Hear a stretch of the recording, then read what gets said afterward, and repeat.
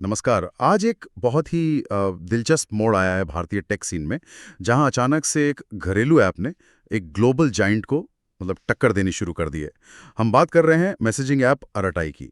आपने सुना होगा, हाल में काफ़ी चर्चा में आ गया है ये। और इसके पीछे की कहानी भी उतनी ही रोचक है। स्वदेशी की एक लहर चल पड़ी है जैसे, और इसे बनाने वाली कंपनी ज़ोहो, उसकी सफलता और उसके फाउंडर श्रीधर वेम्बू का विजन।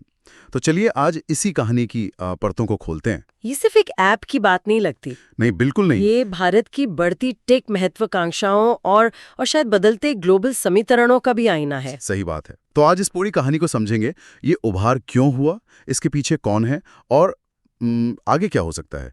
शुरुआत करते हैं उस माहौल से, उस सिचुएशन से जिसने अराटाई जैसे ऐप के लिए शायद जमीन तैयार की।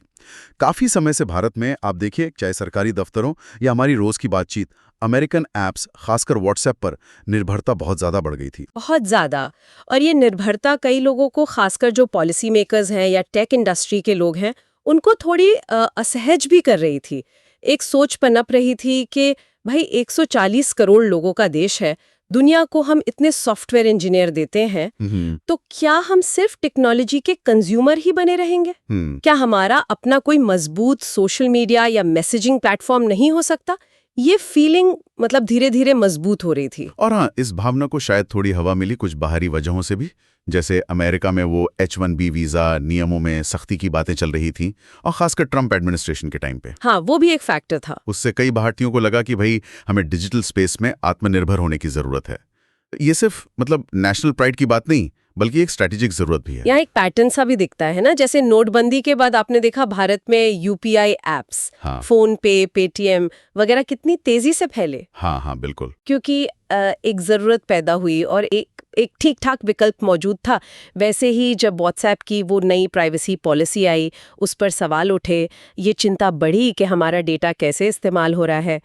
तो एक स्वदेशी विकल्प की तलाश वो तेज हो गई। लोग सोचने लगे कि कोई ऑल्टरनेटिव हो जो ज्यादा भरोसेमंद हो। और ठीक इसी माहौल में, इसी सिचुएशन में एंट्री होती है अराटाई की। दिलचस्प बात यह है, जैसा आपने बताया, कि ये ऐप 2021 से प्ले स्टोर पर था। हाँ, था तो सही, लेकिन ज्यादातर लोगों ने इसका नाम भी नहीं सुना था, और ये अमेरिका से रजिस्टर हुआ था शुरू में। हाँ, शायद वो टेस्टिंग फेज में किसी एम्प्लॉय ने अपने नाम पर अकाउंट बना लिया होगा, ऐसा होता है कई बार। अच्छा। लेकिन असली धमाका, असली जो उछाल आया, वो तब हुआ जब इसे गवर्नमेंट की तरफ से एक तरह का प्रोत्साहन मिला।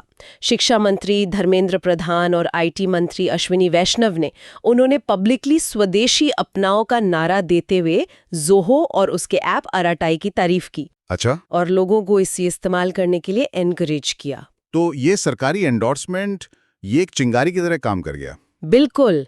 भारत में अक्सर ऐसा होता है, किसी चीज के बारे में थोड़ी हवा बन जाए या कोई बड़ा नाम उसे सराह दे तो लोग उसे ट्राई करने लगते हैं। वो मजाक में कहते हैं ना, जेसीबी की खुदाई देखने भी भीड़ लग जाती है। कुछ वैसा ही माहौल बन गया अराटाई के लिए। और नतीजा ये हुआ कि अराटाई के डाउनलोड्स एकदम रॉकेट की तरह ऊपर गए। एक वक्त तो ऐसा आया जब रोजाना 3.5 लाख डाउनलोड्स हो रहे थे। अरे बाप रे। हाँ, देखते देखते इसने 5 मिलियन यानी 50 लाख डाउनलोड्स का आंकड़ा पार कर लिया, और ऐप स्टोर्स की कम्युनिकेशन कैटेगरी में ये टॉप पर पहुंच गया। व्हाट्सएप को भी पीछे छोड़ दिया था कुछ टाइम के लिए। हाँ, कुछ समय के लिए व्हाट्सएप से भी ऊपर चला गया था, और यूजर रेटिंग भी अच्छी मिली, करीब 4.8 की। तो अब सवाल ये कि आखिर ये अराटाई है किसका? जी। इसे बनाया है ज़ोहो कॉर्पोरेशन ने। जी। और ज़ोहो कोई नई या छोटी मोटी कंपनी नहीं है, ये भारत की एक बेहद सफल और काफी पुरानी टेक कंपनी है। बिल्कुल। ज़ोहो की कहानी भी अपने आप में काफी इंस्पायरिंग है। इसके फाउंडर हैं श्रीधर वेम्बू, तमिलनाडु के एक छोटे से गांव से आते हैं। फिर आईआईटी मद्रास और उसके बाद प्रिंसटन यूनिवर्सिटी से पीएचडी। अच्छा। अमेरिका में क्वालकॉम जैसी बड़ी कंपनी में काम भी किया, लेकिन फिर उन्होंने कुछ अलग करने की ठानी। हाँ, सुना है उन्होंने सिलिकॉन वैली की बजाय भारत लौटने का फैसला किया, और वो भी तमिलनाडु में अपने गांव के पास से काम शुरू किया। हाँ बिल्कुल, तेनकाशी जिले में 1996 में एडवेंट नेट नाम से कंपनी शुरू की थी, जो फिर 2009 में ज़ोहो कॉर्पोरेशन बनी। आज हेडक्वार्टर चेन्नई में है। और ज़ोहो आज मतलब एक ग्लोबल प्लेयर है। हाँ बिल्कुल, इसका सालाना रेवेन्यू $1 बिलियन यानी करीब 8,700 करोड़ रुपए से ज्यादा है। और सबसे खास बात, ये कंपनी प्रॉफिटेबल है, अच्छा खासा नेट मार्जिन है इनका, करीब 33%। और ये बूटस्ट्रैप्ड है, ये बात बहुत इंटरेस्टिंग है। हाँ, ये बहुत बड़ी बात है। मतलब इन्होंने आज तक कोई बाहरी फंडिंग या वेंचर कैपिटल का पैसा नहीं लिया। सारा पैसा कंपनी ने खुद अपनी कमाई से लगाया है। इसकी वैल्यूएशन आज करीब $12 बिलियन आंकी जाती है। बाप रे। और कर्मचारी कितने हैं? 18,000 से ज्यादा कर्मचारी हैं। दुनिया भर में 13 करोड़ से ज्यादा यूजर्स हैं इनके अलग अलग प्रोडक्ट्स के, और 18 से ज्यादा देशों में इनके डेटा सेंटर्स हैं। श्रीधर वेम्बू को 2021 में पद्मश्री भी मिला था। जी हाँ, ये सब दिखाता है कि ज़ोहो कितने बड़े स्केल पर ऑपरेट कर रही है। तो इनका मेन काम क्या है? मतलब आराटा ही तो अभी आया, पहले क्या करते थे? इनका मुख्य काम है बिजनेस सॉफ्टवेयर बनाना, जिसे आजकल SaaS यानी सॉफ्टवेयर एज अ सर्विस कहते हैं। इसमें इनका फ्लैगशिप प्रोडक्ट है CRM सॉफ्टवेयर यानी कस्टमर रिलेशनशिप मैनेजमेंट। अच्छा, CRM। हाँ, आसान भाषा में समझें तो ये कंपनियों को अपने ग्राहकों से बेहतर तरीके से जुड़ने, उनकी ज़रूरतें समझने और अच्छी सर्विस देने में मदद करता है। दुनिया की कई बड़ी कंपनियां जैसे Amazon, नेटफ्लिक्स, मर्सिडीज बेंज, वो इनकी क्लाइंट है। HDFC बैंक भी है। अच्छा, तो ये तो B2B स्पेस में बहुत बड़े खिलाड़ी हैं। हाँ बिल्कुल। लेकिन फिर ये आराटा, ये मैसेजिंग ऐप क्यों? यही बात और दिलचस्प हो जाती है। ज़ोहो सिर्फ CRM तक ही सीमित नहीं है। इन्होंने धीरे धीरे करके माइक्रोसॉफ्ट ऑफिस का पूरा एक तरह से ऑल्टरनेटिव बना दिया है। प्रेजेंटेशन के लिए ज़ोहो शो, वर्ड प्रोसेसिंग के लिए ज़ोहो राइटर, स्प्रेडशीट के लिए ज़ोहो शीट। अरे वाह। जीमेल का विकल्प है इनके पास ज़ोहो मेल, गूगल कैलेंडर का विकल्प है ज़ोहो कैलेंडर। तो ये अब व्हाट्सएप का विकल्प ले आए आराटाई? एग्जैक्टली। ये सिर्फ एक ऐप नहीं है, ये एक पूरे इकोसिस्टम को खड़ा करने की कोशिश है, बड़ी टेक कंपनियों को चैलेंज करने की। ये तो बड़ी महत्वाकांक्षी योजना लगती है। बिल्कुल। ये ज़ोहो की स्ट्रेटेजी है ग्लोबल टेक जायंट्स को उनके ही मैदान में, उनके ही प्रोडक्ट्स के सामने अपने विकल्प खड़े करना, और वो ये सब भारत से कर रहे हैं। और श्रीधर वेम्बू का एक और पहलू है, वो रूरल डेवलपमेंट पर भी काफी जोर देते हैं। हाँ, मैंने पढ़ा था ज़ोहो स्कूल्स के बारे में। हाँ, वो बिना पारंपरिक डिग्री वाले ग्रामीण युवाओं को सॉफ्टवेयर डेवलपमेंट सिखाते हैं। और कंपनी कहती है कि उनके कई इंजीनियर इन्हीं स्कूलों से निकले हैं। उनके कई ऑफिस भी बड़े शहरों के बजाय तेनकाशी जैसे छोटे शहरों और गांव में हैं। ये भी एक अलग सोच है। हाल में ज़ोहो और वेम्बू को लेकर कुछ गलतफहमियां या मिस इन्फॉर्मेशन भी फैली थी शायद। हाँ, कुछ बातें उड़ी थी, जिस पर वेम्बू ने खुद सोशल मीडिया पर क्लैरिफिकेशन दिया था। उन्होंने साफ किया कि ज़ोहो को कोई सरकारी फंडिंग या सब्सिडी नहीं मिली है, कंपनी पॉलिटिकली न्यूट्रल है और सारे प्रोडक्ट भारत में ही डेवलप होते हैं। और डेटा वाला मुद्दा वो कहाँ रहता है? हाँ, वो भी उन्होंने क्लियर किया कि भारतीय ग्राहकों का डेटा भारत में ही होस्ट किया जाता है। मुंबई, दिल्ली, चेन्नई में सेंटर्स हैं और अब ओडिशा में भी बन रहा है। वो अपने कोर सर्विसेज के लिए AWS या Azure जैसे बड़े क्लाउड प्रोवाइडर्स पर डिपेंड नहीं करते। उनका अपना इंफ्रास्ट्रक्चर है, लिनक्स और पोस्टग्रेस पर बेस्ड। अच्छा। हाँ, कुछ बाहरी सर्विस शायद वो सिर्फ ट्रैफिक स्पीड बढ़ाने के लिए यूज करते हैं, डेटा स्टोरेज के लिए नहीं। और वो ऐप स्टोर पर अमेरिकी पता क्यों था फिर? उसकी वजह बताई कि वो अकाउंट बहुत पहले अमेरिका में किसी कर्मचारी ने टेस्टिंग के लिए रजिस्टर किया था, बस वही चला आ रहा था। उनका मैसेज क्लियर है, made in India, made for the world. ठीक है, तो ये तो हुई ज़ोहो और श्रीधर वेम्बू की कहानी। हाँ। अब आते हैं सीधे मुकाबले पर आराटाए बनाम व्हाट्सएप। हाँ, ये असली टक्कर है। व्हाट्सएप मतलब एक स्थापित खिलाड़ी है, मेटा का हिस्सा है, अरबों यूजर्स हैं, सालों का अनुभव है। दूसरी तरफ आराटाई नया है, भारतीय है और तेजी से आगे बढ़ा है। देखिए, व्हाट्सएप पे सबसे बड़ा सवालिया निशान उसकी डेटा प्राइवेसी पॉलिसी और यूजर डेटा के इस्तेमाल को लेकर उठा है, खासकर जब से फेसबुक ने उसे खरीदा है। लोगों में ये डर बढ़ा है कि उनका पर्सनल डेटा बेचा जा सकता है या विज्ञापन के लिए इस्तेमाल हो सकता है, उनकी बातचीत शायद उतनी निजी न रहे। हाँ, ये चिंता तो है। आराटा यहीं पर अपनी पहचान बनाने की कोशिश कर रहा है। उसका मेन सेलिंग पॉइंट यही है, प्राइवेसी। उनका वादा है कि यूजर का डेटा बेचा नहीं जाएगा, विज्ञापन के लिए इस्तेमाल नहीं होगा और भारतीय यूजर का डेटा भारत में ही रहेगा। तो प्राइवेसी एक बड़ा डिफरेंशिएटर है। फीचर्स के मामले में क्या कुछ अलग है आराटाई में? हाँ, कुछ यूनिक फीचर्स लाने की कोशिश की उन्होंने। जैसे आप ग्रुप मीटिंग्स को सीधे अपने टीवी पर ज्वाइन कर सकते हैं, ये काफी हैंडी हो सकता है। अच्छा, ये तो नया है। हाँ, फिर लाइव लोकेशन शेयरिंग में व्हाट्सएप में टाइम लिमिट वाले ऑप्शंस होते हैं ना, हाँ, 15 मिनट, 1 घंटा, 8 घंटे। इसमें उसके अलावा एक टिल आई रीच का ऑप्शन भी है। मतलब जब तक मैं अपनी डेस्टिनेशन पे पहुंच ना जाऊं तब तक लोकेशन शेयर होती रहेगी। ये भी काम का फीचर लगता है। और एक ग्रुप मैप व्यू है। इसमें आप ग्रुप के सभी मेंबर्स की लाइव लोकेशन एक ही मैप पर देख सकते हैं। ओ, तो अगर कहीं मिलना हो तो आसानी हो जाएगी। हाँ, कोऑर्डिनेट करना आसान हो जाएगा। और ये 16 भारतीय भाषाओं में उपलब्ध है, ये भी एक प्लस पॉइंट है। और बाकी standard features, calls, messaging, stories? हाँ, वो सब तो है ही। Text messaging, audio video call, और वो दावा करते हैं कि calls end to end encrypted हैं। जैसे व्हाट्सएप में होता है? जी, मतलब सिर्फ भेजने वाला और पाने वाला ही उसे पढ़ या सुन सकता है, बीच में कोई नहीं। मीडिया शेयरिंग, स्टोरीज, चैनल्स वगैरह, ये सब बेसिक फीचर्स भी मौजूद हैं। लेकिन राह आसान नहीं होगी है ना? बिल्कुल नहीं।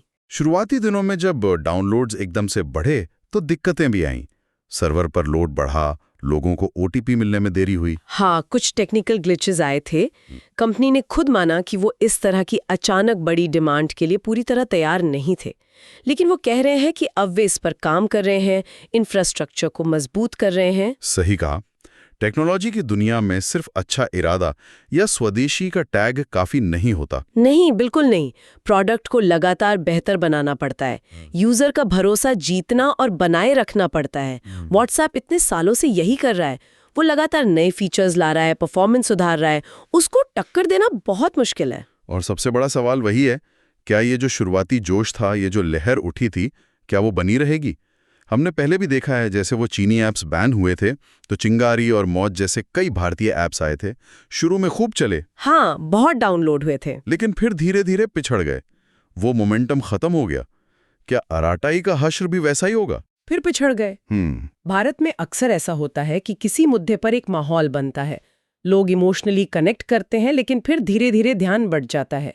कभी भाषा के नाम पर बहस छिड़ जाती है, कभी क्षेत्र के नाम पर, कभी राजनीति घुस आती है। हाँ। तो ये जो स्वदेशी का जज्बा है, इसे बनाए रखना ही सबसे बड़ी चुनौती होगी। और विडंबना ये भी है कि हम ये स्वदेशी की बातें भी अक्सर विदेशी प्लेटफॉर्म्स जैसे ट्विटर, एक्स पर ही कर रहे होते हैं। हाँ, ये तो है। तो सवाल यही है कि क्या ये सिर्फ एक रिएक्शन था, एक मोमेंट्री चीज थी, या ये वाकई एक स्थायी बदलाव की शुरुआत है? तो अगर हम पूरी तस्वीर देखें तो राय का ये जो अचानक उभार है, ये कई चीज़ों का मिलाजुला परिणाम लगता है। अमेरिका के साथ रिश्तों में वो जो थोड़ी तल्खी आई थी, वीज़ा मुद्दे वगैरह, हाँ, ट्रंप का दौर, पीटर नवारो जैसे अधिकारियों की बातें, और फिर देश में स्वदेशी की बढ़ती भावना, सरकार का प्रोत्साहन, और साथ ही व्हाट्सएप की प्राइवेसी को लेके बढ़ती चिंताएं, इन सब ने मिलकर एक परफेक्ट स्टॉर्म जैसा माहौल बना दिया। हाँ, और उस माहौल में ज़ोहो ने एक ठीक-ठाक भरोसेमंद दिखने वाला विकल्प पेश कर दिया। यहाँ एक बुनियादी बहस ये भी है, और लोग अब इस पर सोचने लगे हैं कि पैसा कौन कमाए, भारतीय कंपनी या विदेशी कंपनी? बिल्कुल। अब बहुत से भारतीय मानने लगे हैं कि अगर कोई भारतीय कंपनी कमाती है, भले ही उससे कुछ ही लोग अमीर हों, लेकिन कम से कम पैसा तो देश में रहता है। हाँ, वेल्थ देश में रहती है। विदेशी कंपनियां सिर्फ मुनाफा नहीं ले जाती, वो धीरे धीरे हमारे डिजिटल जीवन पर, हमारी आदतों पर, हमारे डेटा पर एक तरह का नियंत्रण भी स्थापित कर लेती हैं। तो लड़ाई अब शायद इस बात पर आ गई है कि क्या अमेरिकी कंपनियों का ये दबदबा बना रहेगा, या कोई भारतीय कंपनी अपनी जगह बना पाएगी? तो क्या ये भारत के लिए एक बड़ा मौका है? क्या भारत, जो दुनिया को इतना सॉफ्टवेयर टैलेंट सप्लाई करता है, जिसे दुनिया का सॉफ्टवेयर हब कहते हैं, क्या वो अब अपने नागरिकों के लिए भी वर्ल्ड क्लास डिजिटल प्लेटफॉर्म बना सकता है? अगर ज़ोहो जैसी कंपनी, जो पहले से ही माइक्रोसॉफ्ट जैसी कंपनियों को बिजनेस सॉफ्टवेयर में टक्कर दे रही है, अगर वो इस कंज्यूमर मैसेजिंग स्पेस में सफल हो जाती है, तो ये वाकई भारत की ग्लोबल इमेज को बदल सकता है। ये दिखाएगा कि भारत सिर्फ सर्विस प्रोवाइडर नहीं, बल्कि इनोवेटर भी है, प्रोडक्ट बनाने वाला देश भी है। तो आज हमने देखा कि कैसे अराटाई ऐप अचानक सुर्खियों में आया। इसके पीछे ज़ोहो और श्रीधर वेम्बू की क्या कहानी है? हाँ, वो बूटस्ट्रैप्ड सफलता और रूरल फोकस वाली कहानी। कैसे स्वदेशी भावना और सरकारी समर्थन ने इसे पंख दिए, और इसके सामने चुनौतियां कितनी बड़ी हैं। व्हाट्सएप जैसी गहरी जड़ें जमा चुकी कंपनी को हिलाना बिल्कुल आसान नहीं होगा। ये एक बहुत बड़ा चैलेंज है। अराटाई और ज़ोहो को लगातार इनोवेशन करना होगा, यूजर एक्सपीरियंस को टॉप क्लास बनाना होगा, प्राइवेसी के अपने वादे पर खरा उतरना होगा, और सबसे जरूरी, यूजर का भरोसा वो बनाए रखना होगा। बिल्कुल। ये एक मैराथन दौड़ है, कोई 100 मीटर की स्प्रिंट नहीं। सवाल यही है, क्या अराटाई महज एक और कोशिश बनकर रह जाएगा, जैसे पहले कुछ ऐप्स के साथ हुआ, या ये वाकई व्हाट्सएप का एक मजबूत, टिकाऊ भारतीय विकल्प बनकर उभरेगा? और अंत में एक विचार आपके लिए छोड़ जाते हैं। क्या ये सिर्फ एक ऐप की लड़ाई है, या ये भारत में स्वदेशी टेक के एक नए युग की, एक नए दौर की आहट है? क्या भारत अब सिर्फ दुनिया के लिए सॉफ्टवेयर बनाने वाले देश की इमेज से आगे बढ़कर अपना खुद का डिजिटल इकोसिस्टम बनाने की राह पर चल पड़ा है? जैसे हमने चीन में देखा है, उनका अपना इकोसिस्टम है। क्या भारत भी वैसा कुछ कर पाएगा? ये देखना वाकई दिलचस्प होगा कि आने वाले सालों में भारत की डिजिटल पहचान क्या शक्ल लेती है। क्या हम सिर्फ यूजर बने रहेंगे या क्रिएटर भी बनेंगे?